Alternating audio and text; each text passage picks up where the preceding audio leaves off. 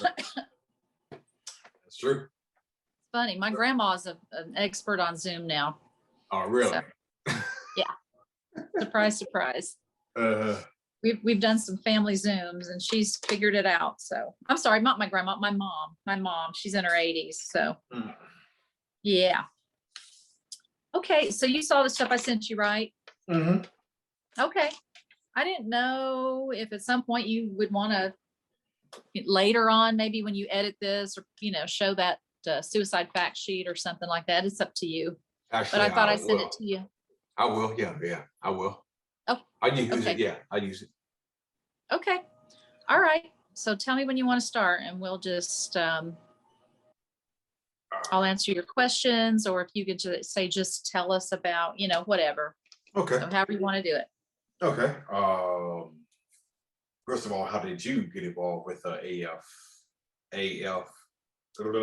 AFSP? Yes. So, Sean, I am a suicide loss survivor. My name is Brenda Williams-Denbo, and I live in Nashville, Tennessee. And I am originally from Texas. I married a musician. That's the story of a lot of people in Nashville. And we came to Nashville back in 86. And my husband struggled with depression for years. And in 2012, we lost him to suicide. So that is a devastating loss. About a year, well, it was actually that fall, I had some friends who walked in the AFSP Out of the Darkness community walk here in Nashville. AFSP, by the way, stands for American Foundation for Suicide Prevention, and they're a national organization. They have chapters in every state. Anyway, the chapter here has a walk. They have walks across the state, and the one in Nashville, I had friends go to that. He died in July. They went to the walk in September or October, and they sent me a text from the walk, and I was like, it was the first I'd heard of it when they sent me that text and the picture. I was like, what are they doing? Wow, this is really cool. Mm-hmm. So I was determined there and then to be at the very next walk the next year. So in 2013, I showed up to my first Nashville Out of the Darkness walk. And as you know, Sean, it is quite a powerful and very moving experience. Yes, it is. And I decided that the way I would honor my late husband and keep his memory alive and try to help others was to get involved in suicide prevention. So I signed up as a volunteer in 2013. And in 2015, I joined the board. And in 2018, became co-chair of the chapter for Tennessee. And I'm still chairing the chapter today. So that's the long story short. Okay. Well, or maybe it's long.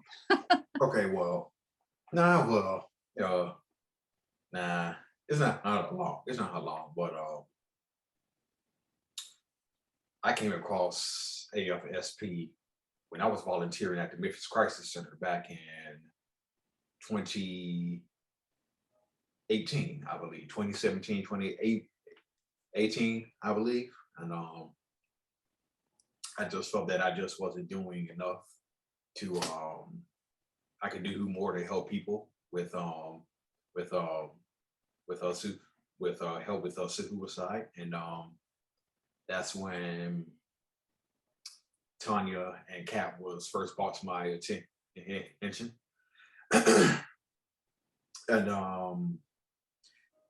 I went to the very first meeting. I said absolutely nothing in the first couple of meetings because I just wanted to learn. So I just so I was just a quiet person. So the first walk that I went to, it was pretty good. It was pretty good. It was pretty good. And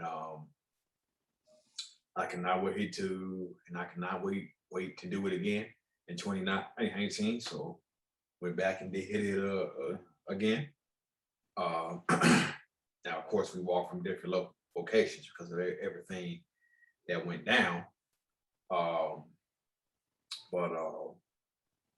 let me ask you this. I know everything's opening back up, so I know we're probably going to have the walk-in here in Memphis in October. But Yes. are y'all having a walk-in? The walk is in y'all are having it's in Nashville, if I'm not mistaken. Yeah, Memphis is having its walk. Yeah. Oh man, and the date's on my phone, and I'm using my phone for this Okay. this recording. So I'll give you the date, and you can share it on your podcast, Okay. Yeah. video podcast later. But yes, Memphis is having its walk in October. Mhm. If y'all are I'm having thinking, a walk that. Yeah, I think it's mid-October, maybe. Yeah. And then it will be at the Memphis Botanical Garden again. Exactly. Yes. So it is happening in person this year. So yay. Yeah. I can't wait. What about the one in Nashville? Because I know Kat is like everywhere. Kat is everywhere. Yeah, she's there. Yes. Everywhere. Yeah, actually, Kat Cloud, our area director, she was our only staffer for the state. She has moved on, and she is now working for another organization, but we have a new area director. Her name is Megan Gwaltney, and you will get to meet her at some point, I'm sure, either on a call or something. Okay. She's the new area director. She will probably be on some Memphis volunteer calls and stuff. So, and she's been doing a great job. We miss Kat, but Megan has done wonderfully so far. Mhm. She joined in June. So yeah, the Nashville Walk is happening in person at Two Rivers Park, which is a city park over near Opryland in Nashville on October 30th. So it might be a little cold. Ours might be a little cold because the later in October you get, wow, it just, the weather just gets crazy, but we are going to be in person, rain or shine. And I'm sure Memphis is the same. So I look forward to it. 30th. October 30th, where? The Nashville Walk is at Two Rivers Park. It's over by Opryland. Okay. October 30th. Yeah. No, a 3-hour drive is nothing for me. So yeah. So I would love. I would absolutely love to be down there. You can definitely come. You can definitely come. I will not be there. But Tim, my husband, who you've met, will be there. Okay. Josh Easler is our committee chair, our walk committee chair, and I'm co-chairing with him this year. So he will be there. Okay. And our Megan, obviously, and then our board members who are in Nashville will be there. Okay. And then at the Memphis Walk, Tanya will be there. Absolutely. Megan, you probably will get to meet her at the walk. She will probably be there. So, and I'm not sure yet. I went to the Memphis Walk in 2019, so I was there. Oh, really? I was. Really? Yes. And then I'm gonna do my best to get to the various walks across the state. I'm not sure yet which ones I'll be able to go to, but I'm gonna try to make as many of them as I can. So anyway, the walk, which I can explain, Sean, I don't know if you've talked about the walk before on your podcast, but it is just a community. I have no. You haven't? It's just a community walk coming together. And this will be people who've lost someone to suicide, like myself. Sean, I don't know if you've lost anyone personally, but I know your story. People who struggle with suicide and depression. There are people who just work in mental health field, people who are friends of someone who've lost, or family, or they just support the cause, So it's really, and it's families, it's kids, it's dogs and not cats, but dogs coming out. People Mhm. bring their pets. Yeah. There's music. There is some sharing time before the walk gets started. There are some fun activities happening. There are a lot of booths and things. There are resources there. You see mental health organizations there. And then again, there is camaraderie. There is a feeling of community and coming together in support of suicide prevention and supporting those who've lost and those who struggle. So it's just a wonderful, very powerful event. We give out colorful beads based on the kind of Mhm. loss or the type of support that you're bringing to the walk, the reason you're Exactly. there. So Exactly. you look around, you can see by everyone's bead color what Mhm. brought them to the walk. And it is just very moving, very moving. I'm going to cry thinking about it. So It is. anyway, Yeah. It is because I picked up a few beads. I picked up the color for support. Um, can't remember which color that was. yeah, I think it's Uh, blue. I think you're right. okay, yeah. Supporting the cause is blue. But And my, yeah. Um, somebody I went to high school with. I did I did find out that find out later, like 1 or 2 years, possibly 3 years after he committed suicide. So and so so that's the first time somebody that I went into school with uh committed suicide. I actually did not attend the funeral though. But somebody I did go to school with, he actually ended his life. I'm Uh, sorry. I know for me, I was bullied. I was made fun of. I'm going to try to give you the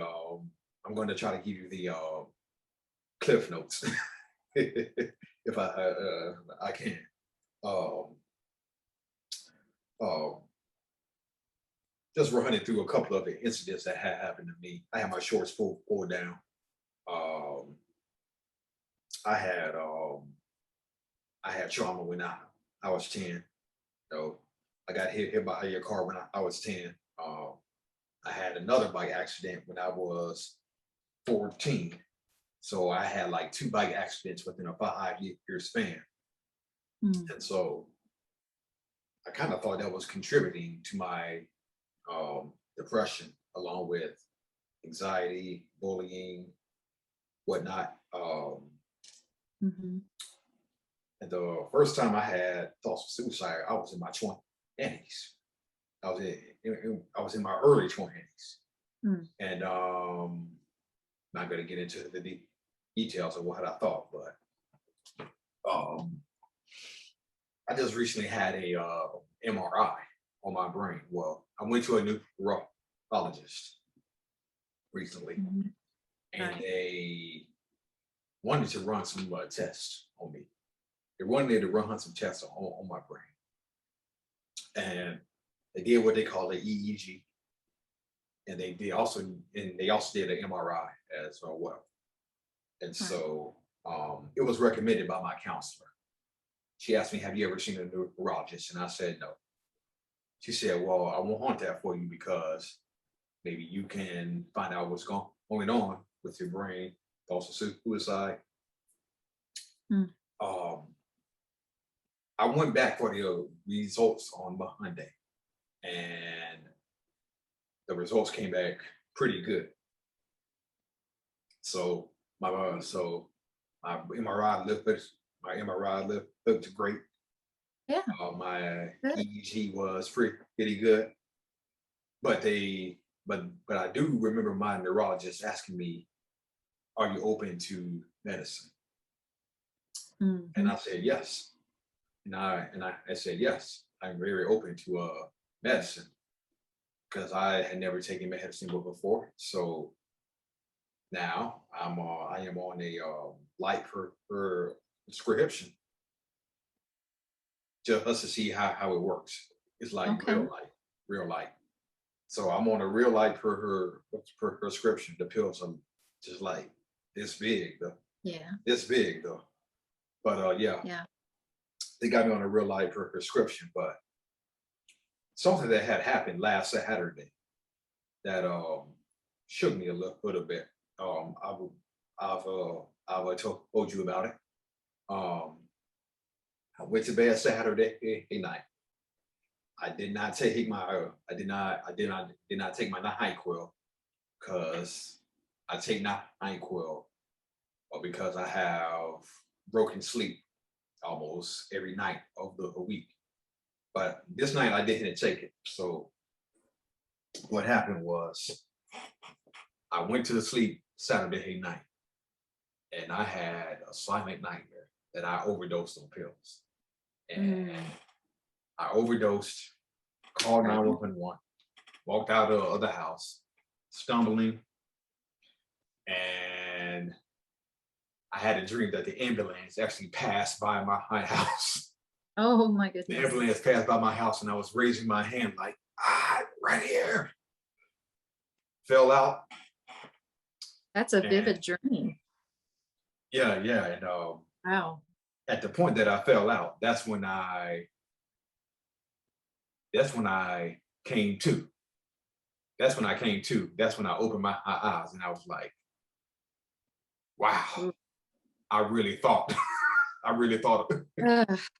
I Well, I'm really glad. thought, I really thought. Sometimes when you are deep in a dream or a nightmare, you really think that. Yeah. So I really thought I was, Thought it was real. yeah, Yeah. I thought it was real. Thankfully, it was not. Yeah. And you think it was an anxiety that you're going to take too many of the pills that you're taking now or No, was it? because that dream actually happened before. That dream actually Oh, happened. okay. I Yeah, got that happened before I started the meds. you. Yeah, Okay.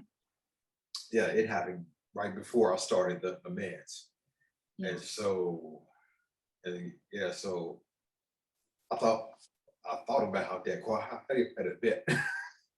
Yeah. Oh my gosh. I thought about that quite a bit. Yeah.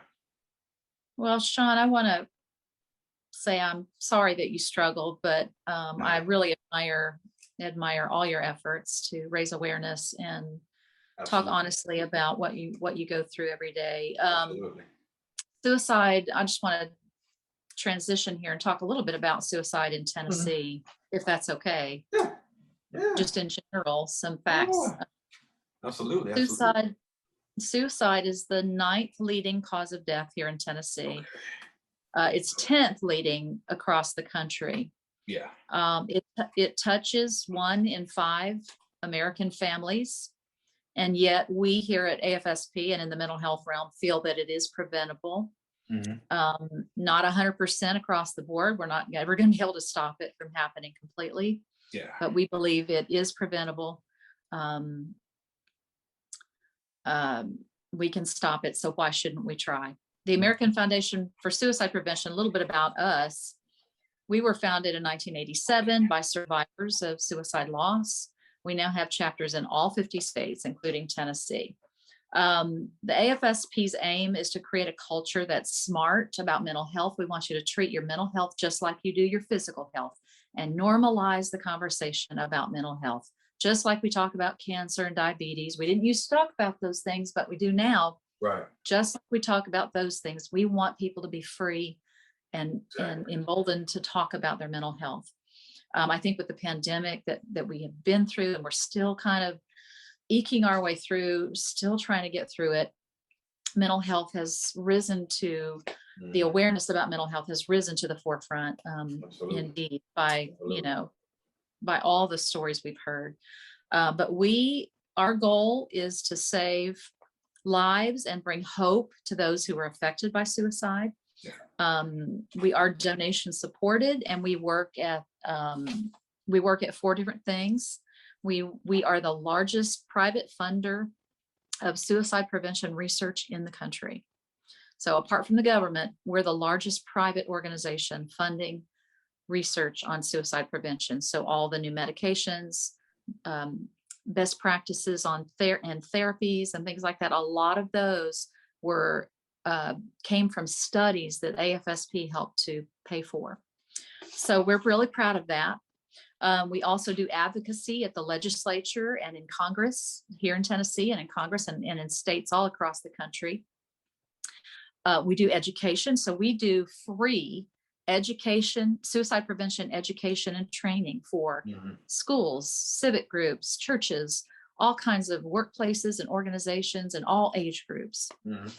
So we do those things. And then we also do awareness. So, and we raise funds to do all of those activities. And then the fourth thing we do is support. So we have support programs for people who've lost someone to suicide. And I'm a volunteer for a couple of those. So those are the things that we do. Tennessee, as I said, we have, we're rated number 20 out of the 50 states with our suicide rate. So we're in the top half for sure. More than 4 times as many people died by suicide in 2019 in Tennessee than in alcohol-related motor vehicle accidents. We have suicide is the 3rd leading cause of death for ages 10 to 24 in Tennessee, and the 2nd leading cause of death for people your age, Sean, 25 to 34. I assume you're in your 35. 30s. So You're 35. Okay, so yeah. just beyond that. It is the 4th leading cause of death for ages 35 to 30. Yeah, 35 to 44, I think. All that to say, it is a problem. It is a problem. We are hoping to, like I said, we're never going to wipe it out completely, but we want to reduce it. Our goal is to reduce it by 20% by the year 2025. Yeah. So those are just some quick things. The community walks that we do across, you'll see people walking and raising money for the Memphis Walk. Yeah. And that money goes directly to support all the things we do. We have very little overhead. If you look us up on Charity Navigator or here in Tennessee, givingmatters.org, you'll see that we have low overhead and a big portion of our money goes back to the programs and services that we do across Tennessee. Okay. So, anyway. That's great. Yeah. We only have about 4 minutes left. So, okay. I'm a big sports fan, and one of my favorite players in the NFL on my favorite team. I'm pretty sure you heard of Dak Prescott. Dak Prescott. Dak Prescott. Yes. Yeah. He lost his brother to he actually lost his brother to suicide. He lost his brother to suicide in 2020. Yeah. And there's and I Google the name Hayden Hurst. It's a guy who plays for the Atlanta Falcons. His name is Hayden Hurst. He talks about his struggles, how he almost committed suicide when he was in college. And so, I think just professional athletes are bringing mental health to the forefront. They really are. They really are. I've seen in all sports lately. I'm talking about who was on the front page of Time magazine. Naomi Osaka. Naomi Osaka talking about her mental health struggles. Yeah. I'm glad they're talking about it. So. Kevin Love will be another one. Kevin Love plays basketball for the Cleveland Cavaliers. There's a football player, Solomon. I think, I can't remember if Thomas. Solomon's his first or last name, huh? Thomas, I think. I Solomon think that's his Thomas, last name. yes. Thomas. Lost, yes, yes. Lost a family member to suicide. He's very involved with AFSP nationally, Yeah, so. and I said, there's a video on YouTube. You should check it out. YouTube, there's a video called Casually Suicide. Just Google Casually Suicide. And there's a video of a lady who was in college in New York. And she was talking about how people were actually joking about suicide. And Yeah. uh, it's really good. It is like really good. It's really good. I have to agree with her. I feel like a lot of entertainment, movies, TV, they use suicide as a plot point or a joke line. You know, they set up a joke with it or something like that. And until it happened in my family, I didn't really pay attention to that stuff. But once it happens to you, it just, you can't help but not hear that and see that in stories on TV or in movies. So, yeah. All right. I wish they would be, you know, more sensitive about those kinds of plot points. But anyway, thank you, Sean, for having me on. Thank you. It's good to see your face, and I hope to see you very soon. Absolutely. Okay, thanks. Thank you. Bye-bye. All right.